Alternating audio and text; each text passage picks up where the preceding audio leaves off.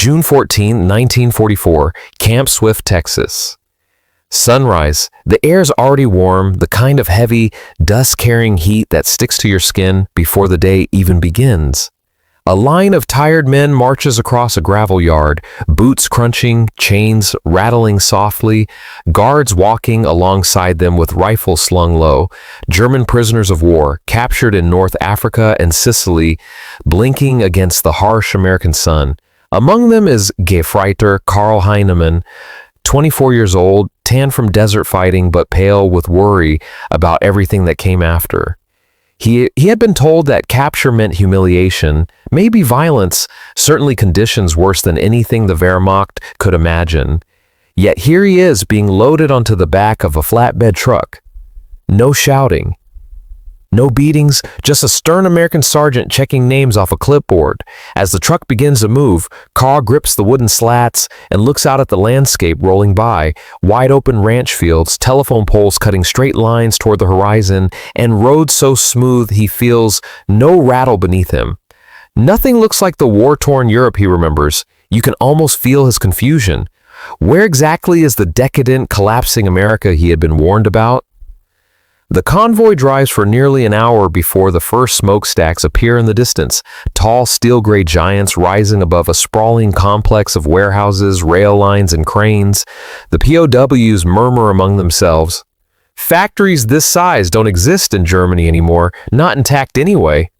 The truck slows. Guards tell them to keep their heads up and stay in line. Just work duty, one American says. You'll be back by sundown. Carl adjusts his cap, steps off the truck, and freezes, because right there, behind the chain-link fence and the sweeping shadow of a warehouse wall, a welding torch spits blue fire into the morning air. Sparks fly like a shower of stars. A figure in heavy gloves leans forward, steady, precise. It's a woman, not a nurse, not a clerk, not some background helper handing out tools. She's operating a welding rig the size of a small cannon. Metal plates glow orange as she cuts them apart with total control. Her face is hidden behind a dark visor, but her posture radiates focus and confidence. Carl blinks. He must be wrong. Then he sees another one and another. Women at lathe shaping steel rods. Women maneuvering overhead cranes. Women checking gauges, tightening bolts, guiding steel sheets through rollers taller than any man he knows. 100 movements, all in perfect rhythm, like an industrial ballet. The German POWs don't move, they just stare. This isn't what they were told. This isn't what propaganda posters had screamed about. This isn't the America mocked in training camps or officer speeches. These women, hair tucked under bandanas, sleeves rolled, faces streaked with grease, are doing the work of entire battalions. They're not collapsing under pressure. They're not timid. They're not unskilled. They're running the war machine. A guard notices the stunned silence behind him and smirks. Rosie's, he says, every one of them. The POWs glance at each other, recognizing the name, Rosie the Riveter. The cartoon on American posters, they had dismissed it as exaggeration, a joke, but there's nothing funny about the reality in front of them. Carl watches one woman lift a steel beam with a magnetic crane, guiding it with the calm precision of someone steering a ship. She moves faster than any worker he saw in Essen or Hamburg, and she's not alone. There are hundreds here, thousands across the country. He feels something twist in his stomach, because for the first time he understands the scale of what he's seeing. If America has this many factories, if America has this many workers, and if even its women, people Germany never allowed near industrial machinery, can do this, then Germany is fighting a war it can't possibly sustain. A guard claps his hand sharply. Let's get moving, boys. Plenty of work today. Carl finally turns away, but the image stays burned in his mind. American women building the instruments of war faster, stronger, and with more precision than the Reich could dream of. He steps inside the factory, the noise swallowing him whole, pounding presses, grinding metal, roaring furnaces. You almost feel the vibration through the floorboards, the pulse of an economy operating at full throttle. And somewhere inside that echoing steel cathedral, Carl realizes something he can't say out loud. This place, this country, this workforce, it's unbeatable, but he hasn't seen the full scope yet. Not the assembly lines, not the shifts that run day and night, not the trainloads of parts arriving every hour. Something bigger, something even more shocking is coming. The noise hits them first, a deep rolling thunder that comes from everywhere at once. The pounding of hydraulic presses, the screech of metal rollers, the rhythmic clank of conveyor belts loading unfinished aircraft parts onto hooks that slide across the ceiling like a steel river. June 14, 1944, late morning, inside the Douglas aircraft plant just outside Austin. Karl Heinemann walks in with the other POWs, escorted along a marked yellow path. Guards pace quietly beside them, but they aren't barking orders or waving clubs.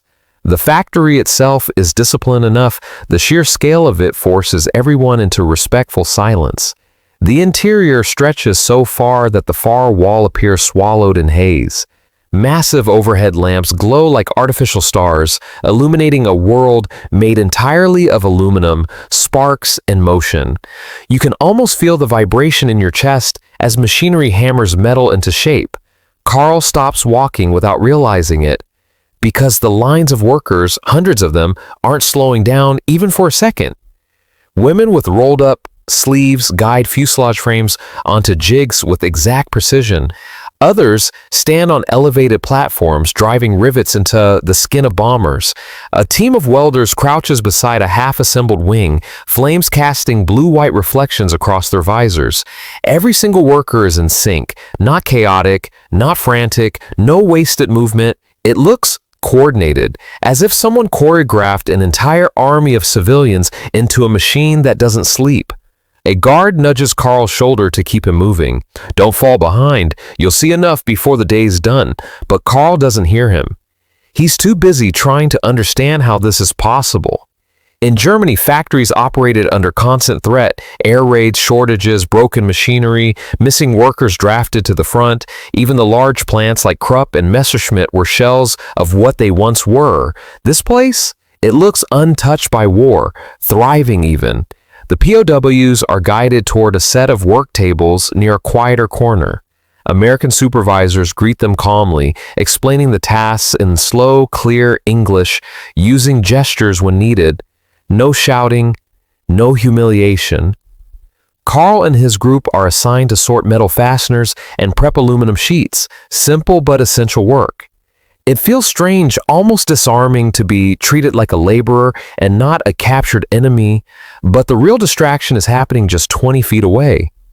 A woman climbs onto the wing section of a B-24 Liberator suspended by chains. She balances easily like she's been doing it her whole life and taps the aluminum skin with a knuckle. Then, satisfied, she signals the crane operator, another woman, to raise the section a few inches. Karl watches as the two coordinate without a single wasted word. It's efficient, elegant. This isn't desperation. This isn't chaos forced by wartime shortages. This is expertise, and something inside him shifts. His officer back in Tunisia, Lieutenant Arno Vendish, had sworn that Americans were soft, a nation of consumers, not fighters. Factories full of women were a sign of weakness, he had said, a country scraping the bottom of the barrel. But the workers here aren't scraping anything. They are producing faster than anything he's ever seen, faster than Germany can possibly match. At midday, a whistle blows and the entire factory transitions instantly, as if someone flipped a switch. Machines idle, workers step back, replacements step forward. A new shift, identical in size, surges in without hesitation. Karl stares. Another shift already? One POW mutters. 3 a day. A guard replies, round the clock. The German prisoners exchange looks of disbelief. 24 hours of continuous output, 7 days a week, thousands of workers. In Germany, a single air raid could close a factory for months. Here, production never stops. Not for nightfall, not for shortages, not for fear. Karl sits on a crate during a short break, wiping sweat from his forehead. The smell of oil and hot metal mixes with the faint scent of coffee drifting from the break area. He watches a teenage girl in overalls, maybe 17, lift a metal part heavier than she is and carry it with effortless familiarity. And that's when the realization hits him fully. These women aren't just filling in for men. They are the backbone now. Not temporary, not secondary, not symbolic. This is America's war machine, and it's powered by people Germany refused to let near a factory floor. Carl's hand tightens around the edge of his crate. If this is happening in one plant, how many others are there? How many thousands of Rosies? How many millions of workers? How many lines of bombers and tanks and trucks rolling off assembly lines every single day? The thought is dizzying. And that's when the supervisor approaches, a tall man with sleeves rolled and a pencil behind his ear. He waves Carl over. "Come with me," he says. "You need to see the main line." Carl hesitates, then rises. He doesn't know it yet, but the next thing he's about to witness will shatter the last illusion he still clings to. The illusion that America's production is merely impressive. What he's about to see is something else entirely, something overwhelming, something that will make the war feel unwinnable. Carl follows the supervisor across a graded walkway, weaving through a maze of scaffolding and suspended parts. The deeper they go, the louder the factory becomes. It's not just noise anymore, it's a pulse, a heartbeat. You can almost feel it in your ribs. They turn a corner, and suddenly the entire world opens up. A cavernous hall stretches out before him, so wide it feels like its own city, so long it disappears into a shimmering horizon of aluminum and fluorescent light. This is the main assembly line. Bomber fuselages, half-skinned and half-skeleton, hang from articulated gantries that glide along tracks in the ceiling. Technicians swarm around them at every level, on catwalks, inside open bays, beneath suspended wings. Tools hiss and clatter and whine. In perfect, relentless unison, Carl stops walking, his breath catches. Because this isn't a factory. This is a river of machines being born. Each bomber moves forward one station at a time, each step adding another piece. Wiring harnesses, landing gear struts, aluminum panels, fuel tanks, engines. Every 20 minutes, like clockwork, a whistle blows and a completed section glides forward. He whispers without meaning to, "Mein Gott." The supervisor, hearing him, smiles under his breath. "Beautiful, isn't it?" Carl doesn't answer. He's too stunned to speak. The supervisor leads him a few feet closer, stopping at a yellow safety rail that overlooks the line. 30 bombers a day, he says casually, pointing toward the rows of moving fuselages. Carl's eyes widen. 30 a day? In Germany, factories are lucky to push out even a handful a week by this point in the war. Air raids, shortages, conscripted workers, everything slows production. Here the pace is blistering. "Come on," the supervisor says, tapping the rail. "Look closer." Carl leans forward, and that's when he sees something he hadn't noticed before. Most of the workers are women in denim overalls, hair tucked into polka dot bandanas. Women standing on platforms installing control cables. Women climbing ladders to check cockpit fittings.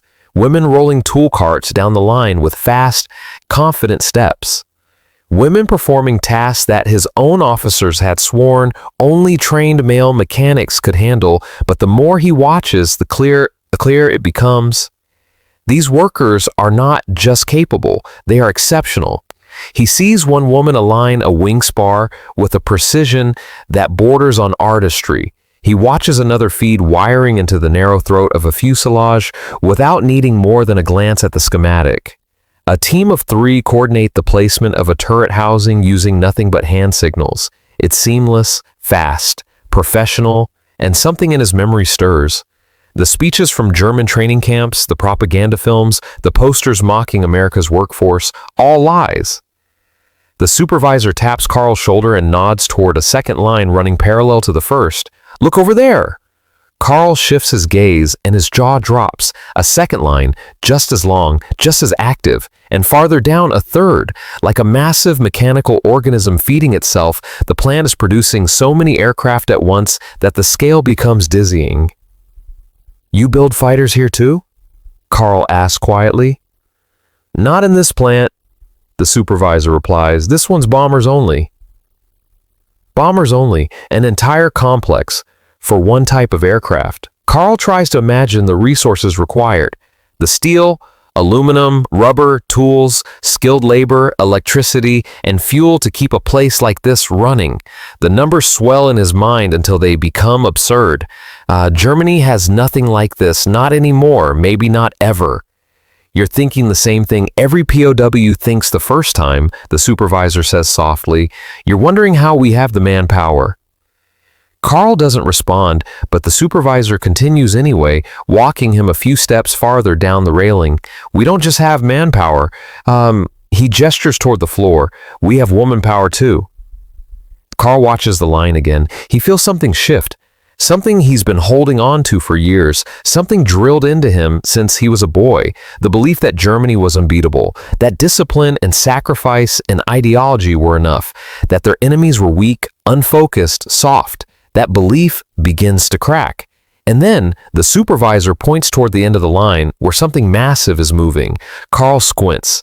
Two women in khaki work uniforms are guiding a fully assembled bomber, polished, riveted, gleaming, toward the final inspection area. A fresh coat of paint glistens under the lights. The aircraft rolls forward under its own weight, wheels turning slowly.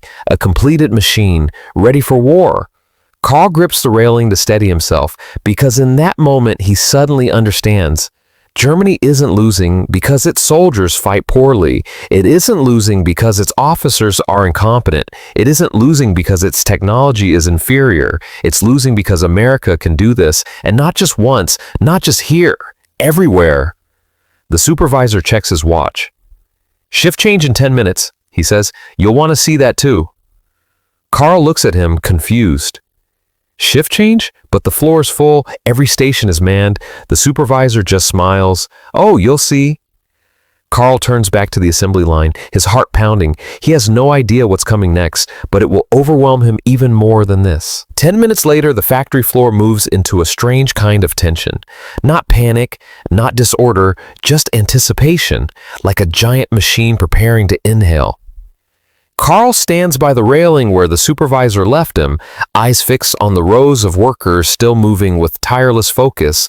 Rivet guns chatter, cranes hum, welding arcs flash like blue lightning against the aluminum skins of bombers. Nothing slows, nothing fades, nothing even hints that a change is coming, and then a single whistle blows, sharp, short, precise. Instantly, the entire factory shifts, not stops, shifts. Workers step back from their stations in perfect coordination. Not one person lags, not one hurries. It's like watching an army drill, except this army is in denim, coveralls, and welders' jackets. Carl's eyes follow a woman with grease-stained hands as she locks her tool chest, wipes her forehead with her sleeve, and heads off toward the brake corridor. Another hands her torque wrench to her replacement, offering a quick nod. And that's when Carl sees them, the replacements. Dozens at first, then hundreds, then an entire second workforce fills the aisles, the catwalks, the scaffolding. Men, women, young workers barely 20, older mechanics with decades of experience, immigrant laborers, students, mothers, veterans, too injured for frontline service, but still strong enough to build. They flow into position with the ease of people who have done this 1,000 times. Carl grips the railing. He can't quite believe what he's seeing. Germany doesn't have shifts like this. Factories in the Reich run long hours, yes, but the workers are exhausted, malnourished, often coerced. Output is irregular, slowed by shortages and bombings, but this is a relay race where the baton never drops. A woman in a red bandana catches Carl staring as she takes her place at a crane console. She doesn't scowl or sneer, she simply offers a small, polite smile before gripping the controls and hoisting a wing section into place with practiced precision. The supervisor returns, leaning casually on the rail. "See the timing?" he says. "One shift ends, one shift starts, 0 downtime." Carl nods numbly. "How many workers total?" he asks quietly. The supervisor shrugs as if the answer is obvious. "Here? Around 16,000. Carl's breath hitches. 16,000 in one plant? Back home, entire German towns don't have 16,000 people anymore. And how many plants are like this? Carl whispers. The supervisor raises his eyebrows. Like this? Hundreds. Bigger than this? Plenty. And that's just aircraft, tanks, trucks, radios, ammunition, different plants all across the country. Carl's pulse quickens. He looks back at the assembly line, the giant aluminum skeleton of a bomber being plated in fresh skin, and he suddenly feels small, not physically, not personally, but strategically, militarily. He feels the weight of a truth settling onto him, heavy as steel. Germany cannot outproduce this. Germany cannot even imagine this. The supervisor taps the railing again, breaking Carl's spiraling thoughts. "Come on," he says, "let me show you something else." The man leads him down a metal staircase, zigzagging between levels, until they reach a corridor that opens into a smaller, quieter overlook. Unlike the main production floor, this one watches a part of the factory Carl hasn't seen yet. The supervisor gestures silently. Carl steps forward and freezes. Below him are rows of finished aircraft engines, radials, dozens, then 2 more rows, then storage racks, stacked 4 levels high, as far as the eye can see, engines. Pratt & Whitney R1830S, the supervisor says casually. Beasts, aren't they? Some plants build 2,000 a month. Carl swallows hard. 2,000 engines a month? Even when Germany was at the peak of its industry, it never approached numbers like this. And now, under constant bombing, rationing, labor shortages, impossible. The supervisor rests his elbows on the rail. Truth is, he says, we didn't want a war, but if someone brings one to our doorstep, he nods toward the army of workers, the rows of engines, the endless loops of conveyor belts. Then we build, and we don't stop. Carl can't look away. The scale, the speed, the confidence, the sheer capacity of this place. It is overwhelming in a way that ideology cannot shield him from. And yet it's not just the machinery that breaks something inside him, it's the people, women in bandanas effortlessly guiding machinery that Germany never trusted them with, a workforce that operates with discipline without needing military threats, a country where ordinary civilians are doing what the Reich insisted was impossible. Carl exhales slowly. For the first time since the war began, he feels something he never expected, not fear, not anger, but certainty. Germany cannot win a war against a country that builds like this. He leans forward, staring down at the oceans of engines, and wonders how many are already powering aircraft, dropping bombs across Europe. The supervisor straightens up. Ready to see the airfield? He asks. Carl turns to him sharply. Airfield? The supervisor nods. Where all these beauties take their first breath. Carl hesitates. He already knows the truth, but seeing it? That might make it real. Still, he nods. The supervisor gestures for him to follow, and Carl steps toward the doorway, unaware that what lies beyond it will shake him even more deeply than anything inside the factory walls. The supervisor leads Carl down a long steel catwalk that echoes with each step. The thunder of the factory fades behind them, replaced by a low, steady roar that vibrates through the walls. Fresh air floods in as they push through a heavy door, and suddenly, the world opens wide. Carl squints against the sunlight. The Texas sky stretches endlessly above him, and beneath it lies a scene so vast, so staggering that for a moment he forgets to breathe. An airfield, a massive one. Directly ahead sits a neat line of completed bombers, their aluminum skins gleaming like mirrors under the midday sun. Some have their propellers idling, others taxi slowly toward the far end of the runway. But it's not the planes that stop Carl cold, it's the number of them. One row, then another, dozens, and beyond them, at the far end of the tarmac, more aircraft are rolling out of giant hangars like creatures stepping from a cave. Carl whispers, "Diese Zahl, das kann nicht stimmen."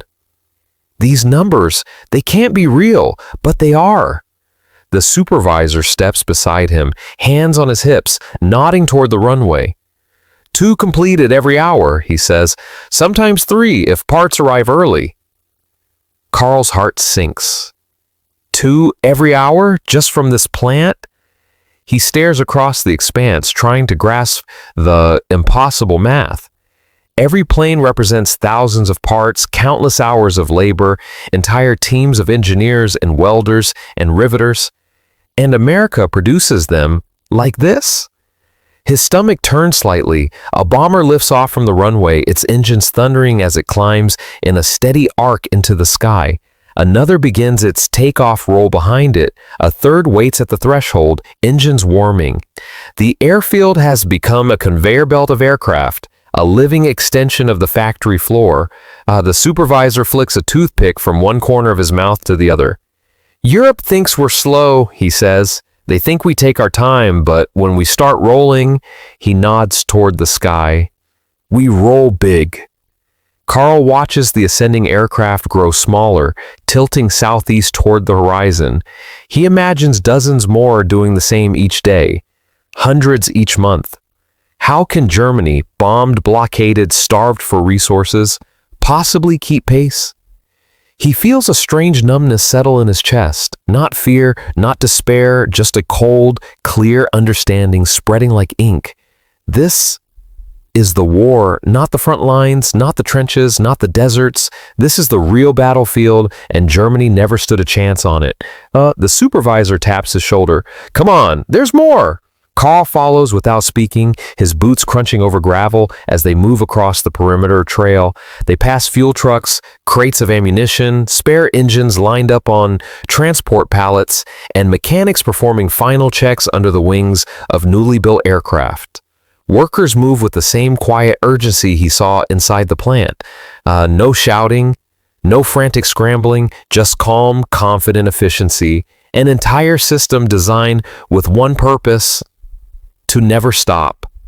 As they walk, Carl notices something else, something subtle, something impossible to ignore. The workers here are smiling, not because the work is easy, not because conditions are perfect, but because they believe in what they're doing.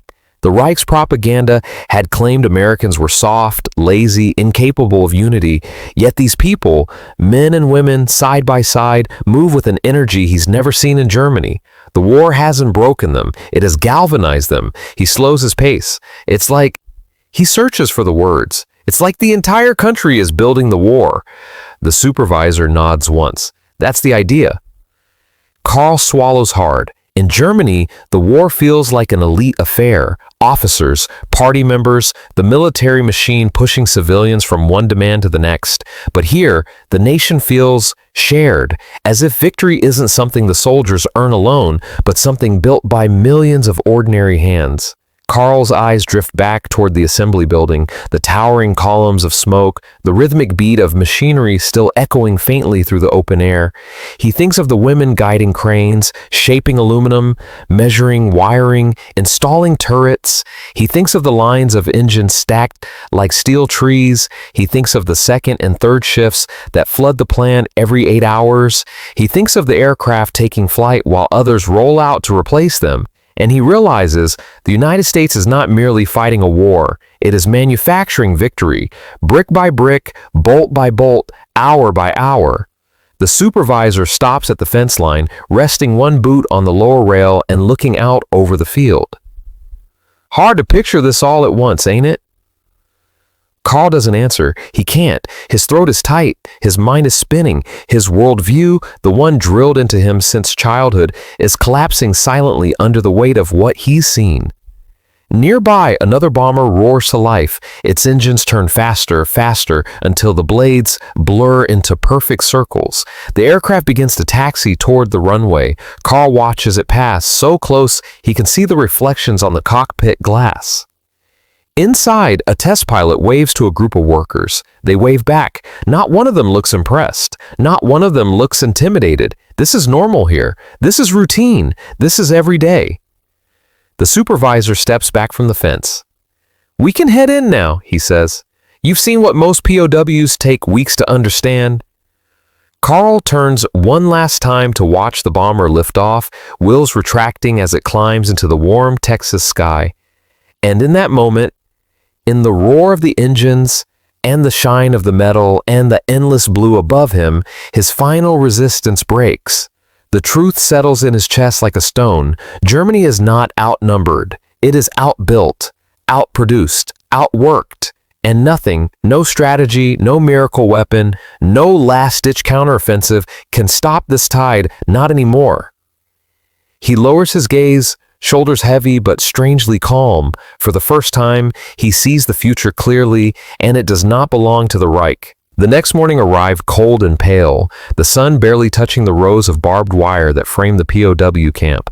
Frost clung to the wooden guard towers, and as the German prisoners lined up for roll call, many still carried the stunned, unsettled looks from the day before.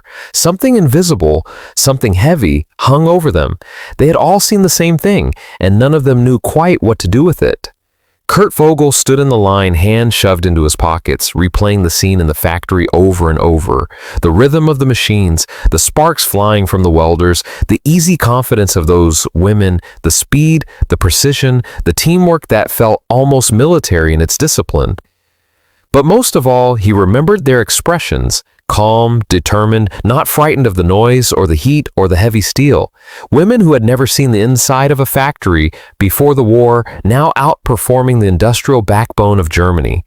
As the prisoners were marched back toward the work trucks, Vogel heard conversations breaking out in hushed tones. "Did you see the output board?" one man whispered. "A tank turret every, 90 minutes? That's impossible. It can't be real. Those women, they worked like an entire battalion." Some of the younger soldiers tried to laugh it off, still clinging to the propaganda they had been raised on. "They were just showing off because we were there," one muttered. But the older NCOs weren't buying it. Sergeant Ernst Bohl, who'd spent 10 years in the Ruhr Industrial District, shook his head slowly. "No," he said, "that wasn't a show." He paused, voice tightening. "That's their normal." The word spread through the truck like a spark through dry grass. Normal. The Germans stared out the slatted windows, watching endless rows of American farmland slide by in the distance, barns and houses and cars, all signs of a population untouched by occupation or bombings, a country still rich, still calm, still building. Then one of the prisoners pointed. Across a field, in a small lot beside a barn, stood a line of gleaming new tractors. 5 or 6 of them, fresh paint, new engines. "Each one of those," the man whispered, "probably took more steel than we used for 3 weeks." Vogel swallowed hard. He thought of Essen, of Dortmund, of the factories that had once been the pride of the Reich, now reduced to rubble by Allied bombers, entire districts flattened, power grids crippled. Workers exhausted and starving, and here, in America, women, who weren't even soldiers, were outproducing entire German cities. When the trucks rolled back into the camp, the mood had changed. There were no jokes, no posturing, no bravado, just silence. And the quiet cracking of something inside them. That evening, after dinner, Vogel sat on the wooden bunk, staring at a small, soiled propaganda pamphlet he'd carried since Tunisia. It claimed American factories were inefficient, disorganized, run by lazy workers with poor discipline. He looked at it for a long moment, then folded it once, twice, and dropped it into the stove. The paper curled, blackened, and vanished. Around him, other prisoners watched silently, knowing exactly why he had done it. For the first time, they were beginning to understand a truth none of them had been allowed to say aloud. Germany wasn't just losing the war because of battlefield mistakes. They were losing because they had never understood their enemy, and tomorrow they would see something even more shocking. The next morning, before dawn had fully broken, a guard sergeant named Coleman strode into the barracks and clapped his hands loudly. "All right, fellas, big day. You're headed somewhere new." The Germans exchanged uneasy glances. Some feared punishment. Others wondered if this was another work site, but nothing, absolutely nothing, prepared them for what they were about to see. The trucks rolled out just after sunrise, wheels crunching over gravel as the POW camp faded behind them. They drove for nearly 2 hours, winding through flat Illinois farmland, barns, silos, telephone poles, all of it drifting past like a moving postcard of peace. Finally, the truck slowed near a cluster of red brick buildings surrounded by miles of fencing and rail lines. Towers of steam rose into the sky. The ground trembled faintly with a low mechanical hum. It wasn't just a factory, it was a world. One guard hopped onto the truck bed, tapping the metal frame. "Welcome to the Rock Island Arsenal. See?" he said. "Try to keep up." The prisoners stepped out and froze. Before them stretched assembly lines longer than city blocks, conveyor belts carrying artillery tubes, tool crates, and tank components. Forklifts buzzed like hornets, cranes swung overhead, freight trains waited on side tracks, ready to haul away finished weapons by the ton. It looked less like a factory and more like an organism, alive, breathing, endlessly feeding itself with energy and steel. Vogel whispered, This is impossible." Inside, the noise hit them like a physical force. The clang of steel, the roar of presses, the steady thumping rhythm of hydraulic hammers. Each sound layered into a symphony of production that swallowed every thought. A tour supervisor, a middle-aged man with oil-stained gloves, shouted over the noise, "These are our daily numbers, daily, not weekly." He pointed to a chalkboard mounted high above the floor, 125 field artillery pieces, 310,000 rounds of small arms ammunition, 3,000 repair kits, hundreds of vehicle parts. A murmur spread through the POWs, disbelief giving way to something far heavier. Then came the moment that broke whatever denial was left. The supervisor waved for them to follow. They turned a corner, and there they were again. Rows of women, dozens upon dozens, operating turret lathes the size of small houses. Sparks flew upward in glowing arcs. The machine screamed and whirred. Women wiped sweat from their foreheads, adjusted their visors, and continued shaping inches-thick steel into precise, flawless components. They weren't just fast, they weren't just accurate, they were unstoppable. "What are your quotas?" one German finally asked, not even trying to hide the tremor in his voice. A woman in overalls pushed up her goggles and shrugged casually. "As many as this country needs." The line kept moving. The rhythm never broke. Behind the POWs, an enormous garage door opened with a hydraulic groan. A fresh line of trucks rolled in, each loaded with steel bars, more raw material, more future guns and tanks. The supply never stopped coming. And for the first time, many of the POWs understood something they had never been allowed to consider. America wasn't fighting the war with everything it had. It didn't need to. This was just a fraction of its strength. Vogel felt the realization settle into his bones like ice. "If this is only one arsenal," he whispered, "how many more are there?" The guard sergeant smirked. "Hundreds," he said. "Thousands of plants, all running at full tilt." The German prisoners stared down the endless factory halls, each one buzzing with relentless American energy, powered now, in part, by the hands of women who had stepped forward when their country needed them most. The world they thought they understood, the enemy they believed they could defeat, was gone, and the truth that replaced it was undeniable. Germany was fighting a giant that was only just beginning to wake up. By late afternoon, the POWs were exhausted, not from labor, but from the weight of everything they had seen. The walk back toward the loading bay felt slow, almost dreamlike. Not a single man spoke. Even the guards, usually quick with jokes, stayed quiet. They could see the shock written on every German face. The sun hung low, burning orange through the factory windows as Vogel paused near a railing overlooking the entire production floor. Below him, thousands of workers moved like one coordinated machine. Forklifts weaved between crates, welding torches flashed like tiny suns, conveyor belts rattled and clanked. The constant hum felt almost like the heartbeat of a country that could not be stopped. Ernst Boll, the older NCO from the Ruhr, stepped beside Vogel. His hands were trembling slightly, not from fear but from realization. "Do you see it now?" he said quietly. Vogel swallowed. "Yes. All those years back home," Boll continued, "we were told American workers were soft, undisciplined, lazy." He looked at the line of women still operating the massive machinery, their sleeves rolled up, expression focused. "But look at them. Look at the numbers on that board."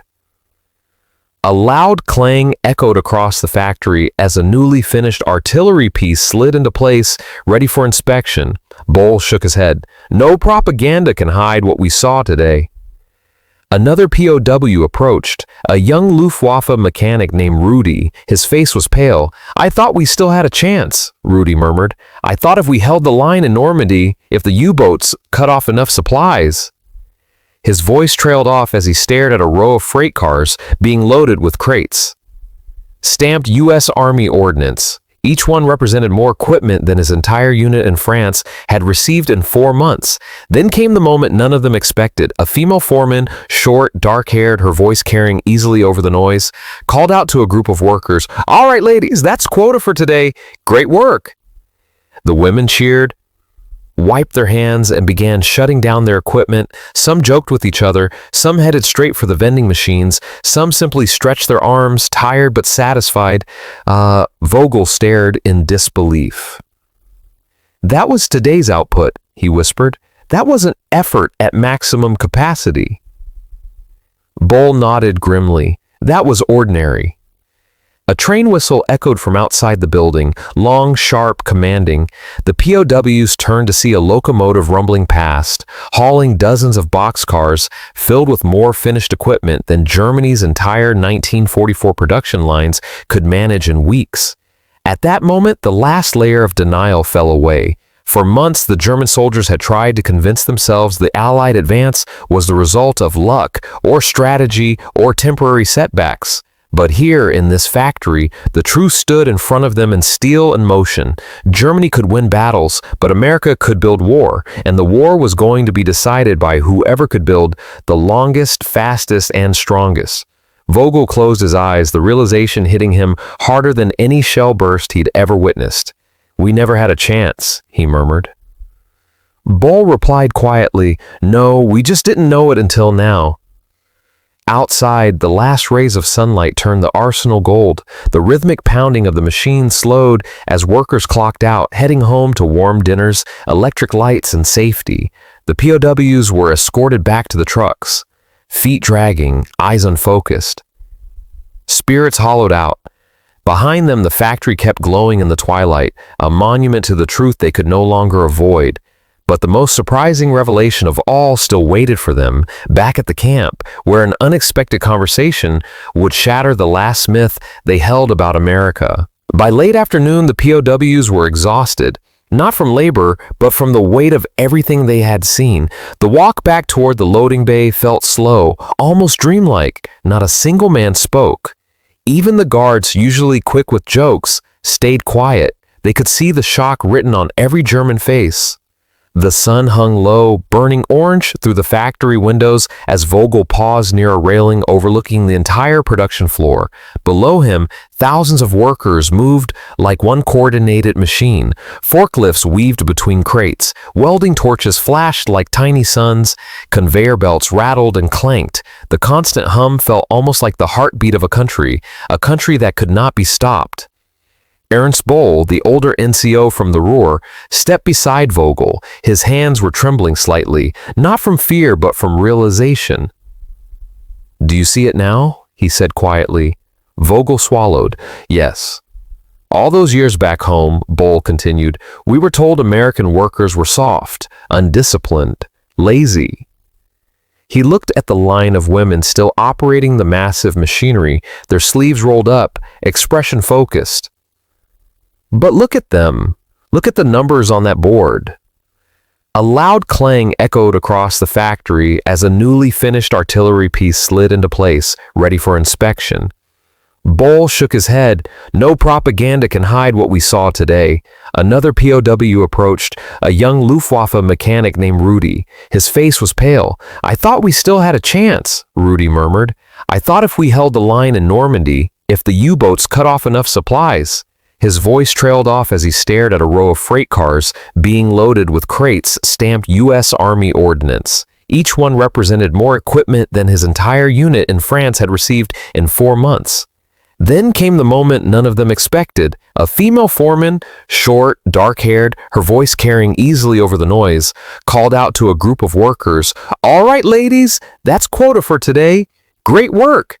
The women cheered, wiped their hands, and began shutting down their equipment. Some joked with each other, some headed straight for the vending machines, some simply stretched their arms, tired but satisfied. Vogel stared in disbelief.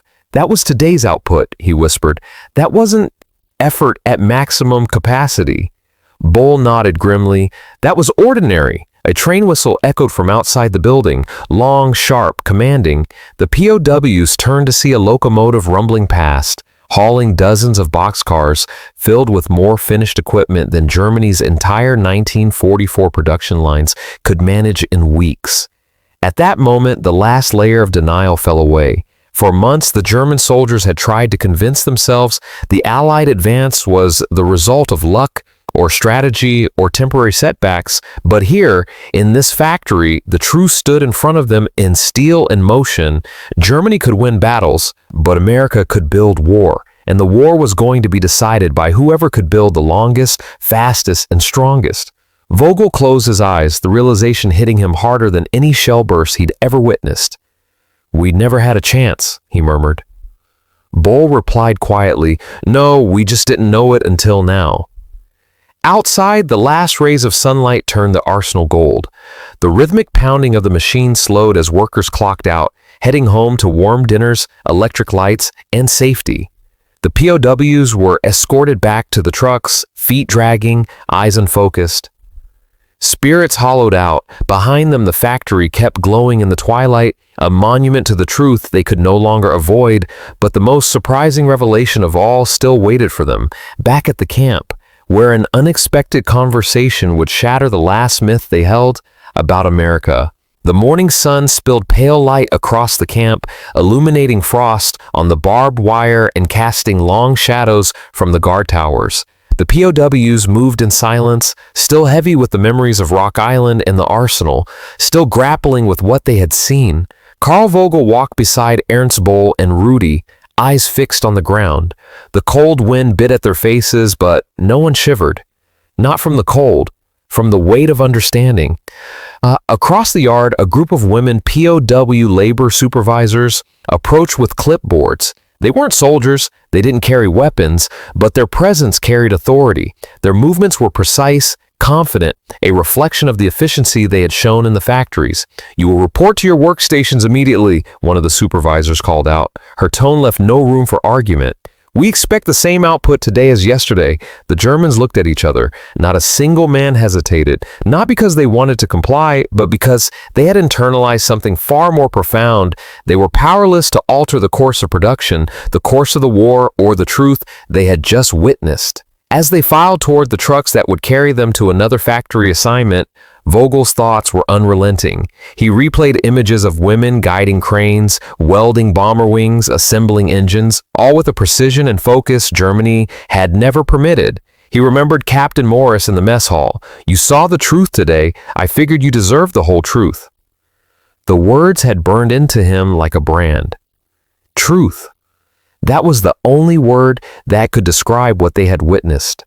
Not propaganda, not luck, not fleeting chance. The unyielding, immovable truth of American industrial might. By mid-morning, as the POWs labored quietly in the plant, they began talking in hushed tones. "It's unimaginable," Rudy murmured as he guided another set of aluminum panels. "All these machines, all these workers, and still they say they could produce more." Boll nodded.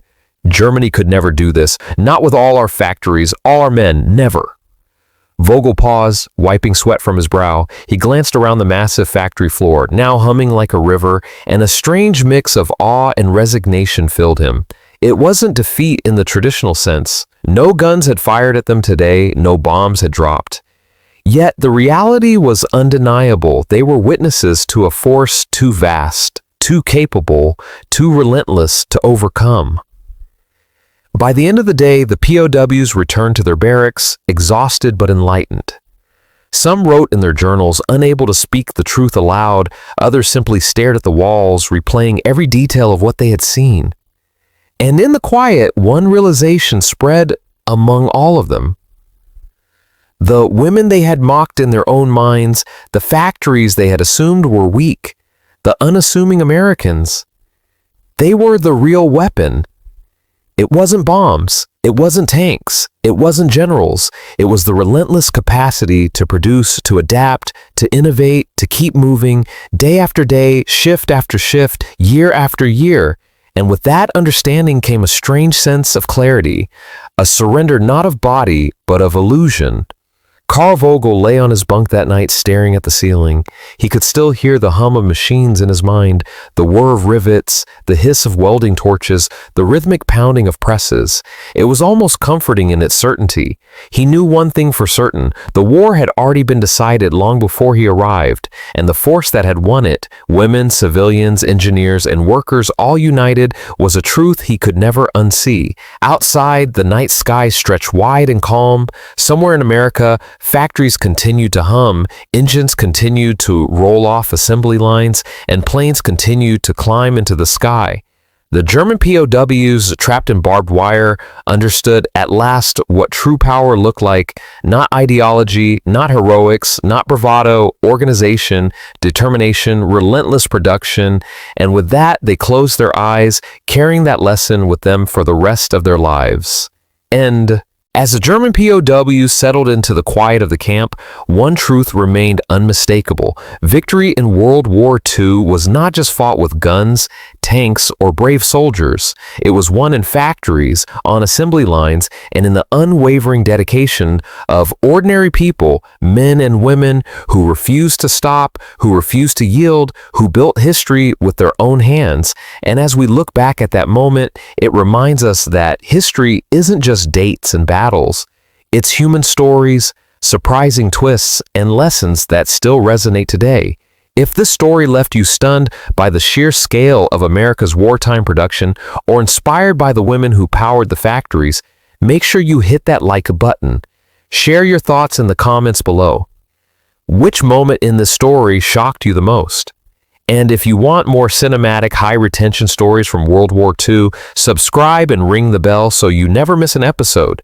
Because history is bigger, stranger, and more amazing than any of us could imagine, and we've only just scratched the surface.